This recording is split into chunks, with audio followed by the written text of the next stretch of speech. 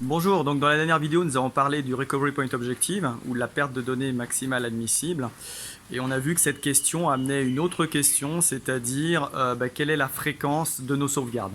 Donc comme je vous l'ai dit, à partir du moment où la fréquence de la sauvegarde devient trop faible, c'est-à-dire de l'ordre de quelques minutes, il est fortement probable que la sauvegarde ne soit plus l'outil adapté par rapport à ça. Donc il va falloir utiliser d'autres technologies de protection de données que la sauvegarde, car au niveau du volume et au niveau du temps, il se peut très bien qu'on n'arrive pas à rester dans le RPO qui nous a été imparti.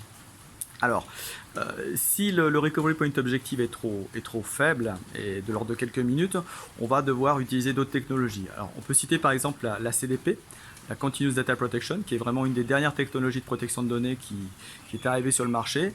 C'est une technologie qui est extrêmement intéressante dans la mesure où elle va vraiment enregistrer au fil de l'eau les modifications.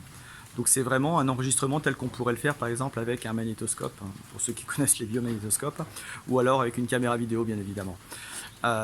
L'inconvénient, enfin tout du moins ses limitations, sont que la CDP n'aura pas l'historisation que peut avoir la sauvegarde. C'est-à-dire qu'on va pouvoir conserver l'ensemble des modifications sur une fenêtre flottante de quelques jours, voire peut-être une semaine.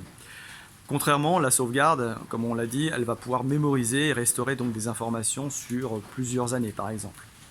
Donc ça c'est une première chose. La deuxième technologie qui peut s'offrir à vous, c'est la réplication. La réplication, elle va répliquer, comme son nom l'indique, les informations au fil de l'eau d'un stockage vers un autre. Et là, effectivement, on va pouvoir avoir un RPO qui est extrêmement faible parce que la donnée, dès qu'elle est écrite, automatiquement, le système va la répliquer sur l'autre stockage. Alors, l'inconvénient majeur de la réplication, c'est qu'il n'y a aucun principe d'isolation. Vous vous souvenez, on a parlé de l'isolation dans la toute première vidéo, qui est vraiment un des fondements de la sauvegarde. Le problème avec la réplication, c'est que tout fichier qui est supprimé, par exemple sur le stockage primaire, sera supprimé à son tour sur la partie répliquée. Donc c'est effectivement un problème pour pouvoir restaurer les données.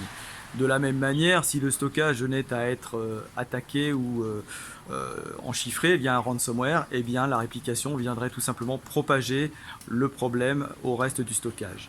Donc c'est une technologie effectivement qui ne respecte pas les principes d'isolation mais qui peut être utilisée bien évidemment. La dernière technologie auquel on peut faire appel, c'est le snapshot. Le snapshot est extrêmement utilisé, notamment pour tout ce qui est backup de sauvegarde de machines virtuelles.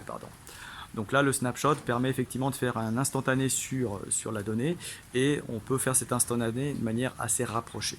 À partir du moment où le nombre de machines virtuelles va devenir très élevé, par contre, le snapshot va avoir une charge relativement importante sur l'hyperviseur.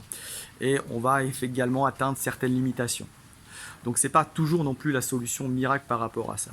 Ce qu'il faut retenir, c'est que ces technologies doivent être utilisées conjointement à la sauvegarde. Et ça, c'est extrêmement important. Conjointement, pourquoi? Parce que, comme je l'ai énoncé, elles ne respectent pas les trois principes que l'on a énoncés lors de la première vidéo, à savoir l'automatisation, la mémorisation, mais surtout l'isolation.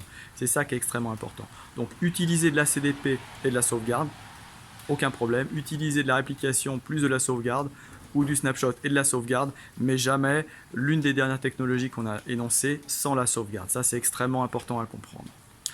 Dernière chose, si effectivement le RPO fixe une durée de 1 heure, il faut que la fréquence des sauvegardes soit bien évidemment inférieure à 1 heure, ce qui semble assez évident.